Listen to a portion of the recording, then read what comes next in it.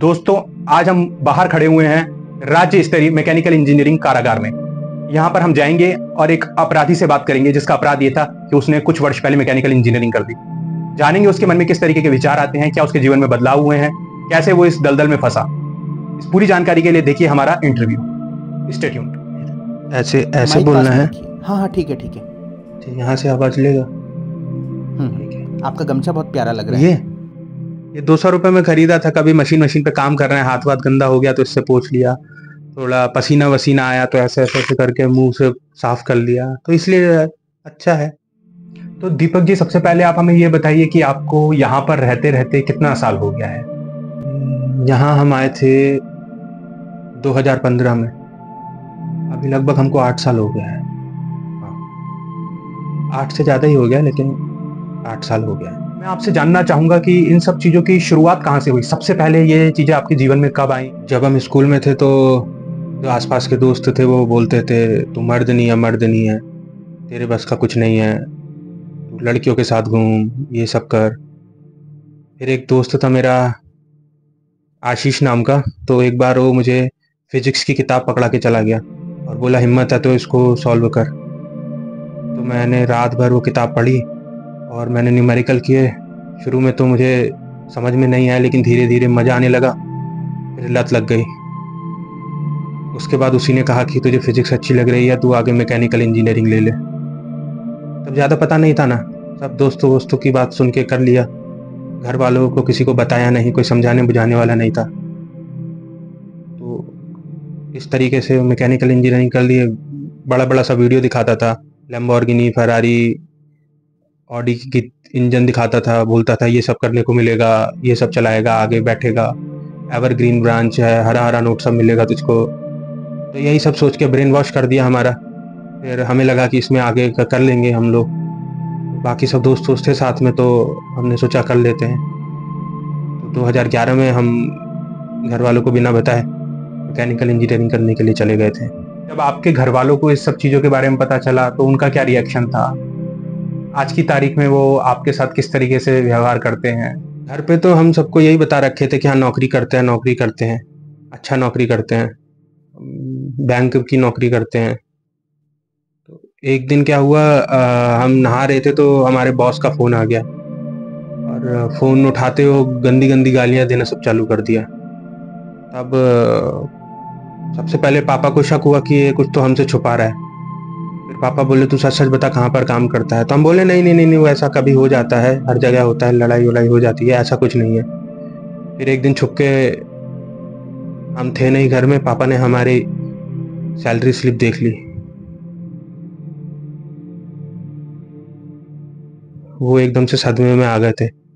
दीदी ने उनको संभाला। फिर उस दिन हम सब रात में लौट के घर आए 1:30 बजे शिफ्ट खत्म होने के बाद। तो पूछे तू कहाँ काम करता है, तू कौन है, बता हमको, हमसे सब छुपा रहा है तू। तो हम सोचे अब बता देने में फ़ायदा है, ज़्यादा दिनों तक वैसे भी छुपने वाला नहीं है। तो हम बता दिए उनको कि हम मैकेनिकल इंजीनियर हैं, इसी का काम करते हैं।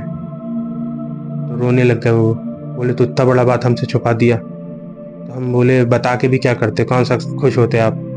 आपके घर में कौन कौन है, क्या मैं जान सकता हूँ? देखिए घर में हमारे ज़्यादा लोग हैं नहीं, हाँ, लेकिन बुरा लगता है। दीदी बोलती है हमारे घर मत आया करो, तुमको देख के हमारी जो बच्चे हैं, हमारी एक भांजी है, उसको भी ये लत लग सकती है, वो भी जिद कर सकती है आगे मैकेनिकल इंजीनियरिंग बनने की। तो हमने भी जाना छोड़ दिया। अब कोई हमको नहीं बुलाना चाह रहा है तो हम क्या ही करेंगे जाके। अभी पापा से बात होती है? पापा का आता है, अब है तो पापा ही ना, 15-20 दिन में एक बार फोन कर लेते हैं।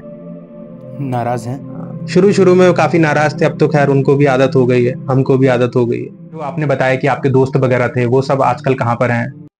आप उनके कांटेक्ट में हैं, उनसे बातें होती हैं? थोड़ा इस चीज के बारे में भी बताइए, ताकि जिससे लोग जान सके कि वास्तव में ऐसे कौन से लोग होते हैं जो आपको तो इन सब चीजों का शिकार बना लेते हैं, लेकिन उनकी खुद की जिंदगी में क्या चल रहा होता है वो मैं आपसे सुनना चाहूंगा। दोस्त तो बहुत थे हमारे, लेकिन जैसे ही सबको इस कांड के बारे में पता चला, सब लोग हमसे धीरे धीरे दूरी बनाने लग गए। वो सब जो साथ वाले दोस्त थे वो तो कोई बैंक में है, कोई अकाउंट में है, कोई आईटी में है। उनको थोड़ी ना अच्छा लगेगा उनका कोई दोस्त हो जो ऐसा मैकेनिकल इंजीनियर हो। तो फिर हम भी समझ गए कि अब नहीं रखना चाह रहे हैं वो साथ में। अच्छा, ये बात आप कैसे कह सकते हैं?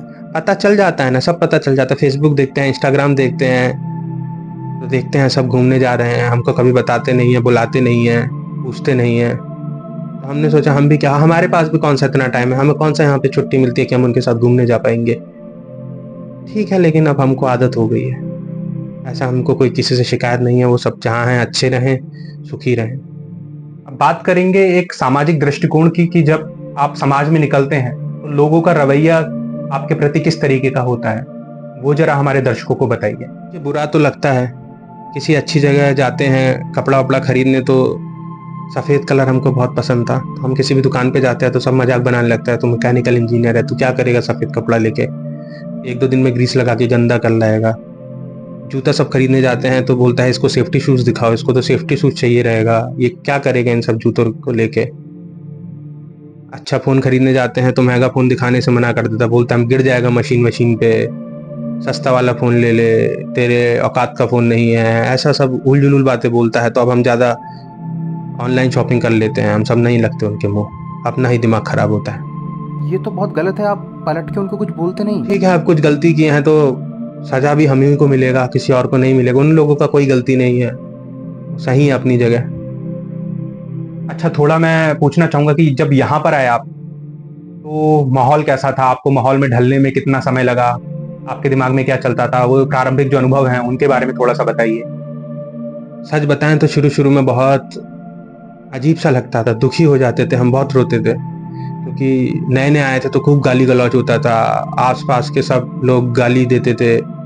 हम अपने बॉस के पास गए, उनको बताया ये सब हमारे साथ ऐसा कर रहे हैं, तो बॉस ने भी हमको गाली दिया, बोला लौंडिया है क्या जो ऐसे बात बात पर रोने के लिए आ जाता है। फिर हम समझ गए यहाँ पर रोने का कोई फायदा नहीं है, यहाँ पर हमको रहना है तो जीना सीखना होगा, इनका सामना करना सीखना होगा, हम ऐसे यहाँ पर सरवाइव नहीं कर पाएंगे। अच्छा, फिर धीरे धीरे हमको आदत लग गया, अब हम अपने में रहते हैं, ज़्यादा किसी से मतलब रखते नहीं है, जो हमारा काम है वो काम करते हैं, ख़त्म करते हैं, रात में सोते हैं। जैसा कि मैं देख सकता हूँ आपकी सेहत बहुत ही डाउन हो चुकी है, तो यहाँ पर आपकी सेहत का ख्याल रखने के लिए क्या प्रबंध किए गए हैं, क्या क्या किया जाता है, वो सब बताइए। ले जाता है, कभी साल में 1 आध बार पिकनिक पे ले जाता है, घुमाने ले जाता है, कभी बीच बीच में एक डॉक्टर आते हैं हम लोगों का दिमाग जांच करने के लिए, शरीर जांच करने के लिए कि इनकी मानसिक हालत ठीक है या नहीं है, ये कुछ गलत तो नहीं सोच रहे हैं, इनके मन में कुछ ऐसे विचार तो नहीं आ रहे हैं जिससे खुद को या किसी दूसरे को नुकसान पहुंचा दे। तो ये सब चीज़ें हैं। देखिए, अब यहाँ रहना है तो अच्छी चीज़ें तो देखनी ही पड़ेंगी, सब कुछ मन में गलत गलत सोच के बैठेंगे तो जी थोड़ी ना पाएंगे। अच्छा, अभी के समय या पहले आपके जीवन में कोई प्रेमिका रही हो, कोई लड़की रही हो जिससे आपकी अभी बात होती हो, तो वो थोड़ा अनुभव अपना बताएं। गर्लफ्रेंड वर्लफ्रेंड में अब हम सब ध्यान नहीं देते हैं, हमें पता है जो चीज़ हमारे लायक है नहीं उसमें समय क्यों बर्बाद करना। पहले कभी कोई रही हो? हाँ, पहले थी एक, तो उससे बात बात चलती थी, लेकिन जब से उसको पता चला तो सब मजाक बनाने लग गया उसका। तो उसका दोस्त बोलता था अपने बंदे से हमारी गाड़ी ठीक करवा दे, हमारा पंखा ठीक करवा दे, हमारा नल लीक कर रहा है, वो सब ठीक कर रहा है। तो उसको भी बुरा लगता था, हमको भी बुरा लगता था, तो हम ही उससे बोले कोई अच्छा बिजनेसमैन से शादी कर लो, तुम हमारे साथ रहोगी तो यही सब रहेगा, तुम ताने वाने सुनते रहोगी। अभी वो उसका बिजनेसमैन से शादी हो गया, वो नेपाल में शिफ्ट हो चुकी कोई है। शिकायत? नहीं नहीं, हमें कोई शिकायत नहीं है उससे, उसने जो किया सही किया। तो आज जब आप अपनी जिंदगी के पन्नों को उलटकर देखते हैं, पीछे मुड़कर देखते हैं, तो कुछ चीजें जो आपको आज अंदर से कचोटती हैं, परेशान करती हैं। कि अफसोस तो होता है जब हम सब देखते हैं कि कभी हम रात में 12 बजे उठ के जा रहे हैं, कभी सुबह 5 बजे उठ के जा रहे हैं, कभी शाम को जा रहे हैं, कभी 14-14, 15-15 घंटे कंपनी में ही हैं, और अपने दोस्तों को देखते हैं वो जो जल्दी टाइम से जाते हैं, टाइम से आते हैं, जनरल शिफ्ट में जाते हैं, तो बुरा लगता है थोड़ा। जब उनको देखते हैं कि शनिवार रविवार उनकी छुट्टी रहती है, हमें तो कभी कभी रविवार को भी बुला लेते हैं, तब बुरा लगता है थोड़ा। पर ठीक है, ये उनका डिसीजन था, उनकी परवरिश अच्छे से हुई थी, उनको सोसाइटी उनकी संगति अच्छी रही। अब गलती हमने किया तो हम ही को भुगतना पड़ेगा ना, कोई और थोड़ी ना भुगते। वो इशारा कर रहे हैं कि टाइम ख़त्म होने वाला है, अभी हमको शिफ्ट की ड्यूटी में भी जाना है, आज 3 बजे से है हमारी शिफ्ट। तो बोल रहे हैं, पीछे से इशारा कर रहे हैं, आपको कुछ नहीं बोलेंगे, हमको बाद में बोलेंगे, तुम बहुत बातूनी आदमी हो, तुम बातों में लग जाते हो, तुम्हारा काम पर ध्यान नहीं है। ठीक है, नहीं, वैसे भी मैं खत्म करने वाला हूँ। तो मैं जाते जाते आपसे पूछना चाहूंगा कि एक संदेश जो आप समाज को देना चाहते हैं लोगों से मैं कहना चाहूँगा कि सबसे पहले आपका जो संगति है वो अच्छी होनी चाहिए। अच्छी अच्छी किताबें पढ़ें, कोडिंग की किताबें पढ़ें, ये पाइथन वगैरह की किताबें पढ़ें। अब जो आर्टिफिशियल इंटेलिजेंस आया है उसके कांटेक्ट में रहे, उसकी किताबें पढ़ें, उसमें आगे बढ़ने की कोशिश करें। और घर वालों से कोई भी बात मत छुपाएं, आपके मन में जो है उनको बताएं, वो आपको सही मार्ग बताएंगे। आप अपने से खुद से डिसीजन लेके आए, बाद में पछताएंगे, तो मेरी तरह आपको नहीं रहना पड़ेगा। तो ये सब चीज़ें अपने घर वालों को बताएं, अच्छी किताबें पढ़ें। तो दोस्तों ये थे दीपक सक्सेना जिनसे हमने बात करी, उनके विचारों के बारे में जाना। आपको कैसा लगा हमारा इंटरव्यू हमें जरूर बताएं। हमारे चैनल स्टोरी प्राइम को लाइक करें, शेयर करें और सब्सक्राइब करें।